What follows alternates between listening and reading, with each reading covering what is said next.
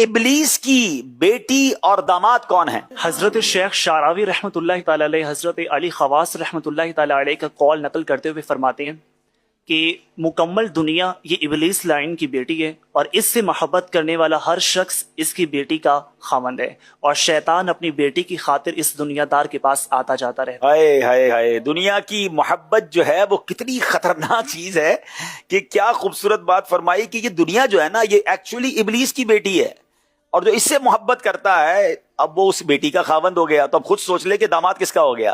तो फिर दुनिया की मोहब्बत नहीं, हमें आखिरत की मोहब्बत रखनी है। और एक बात याद रखें, जो बंदा आखिरत की तैयारी में लगा रहता है, अल्लाह को राजी करता है, दुनिया उसकी पहले ही अच्छी हो जाती है, उसके मसाइल दुनिया में अल्हम्दुलिल्लाह हल हो जाते हैं। लेकिन जो दुनिया के पीछे रहते हैं तो फिर वो आखिरत भी बर्बाद कर बैठते हैं और बाज़ औक़ात दुनिया में गर्क हो जाते हैं। अल्लाह हमें मोहब्बत दुनिया से महफूज फरमाए, मोहब्बत माल से महफूज फरमाए, आखिरत की तैयारी करने वाला बनाए। जवाब दुरुस्त दे दिया है।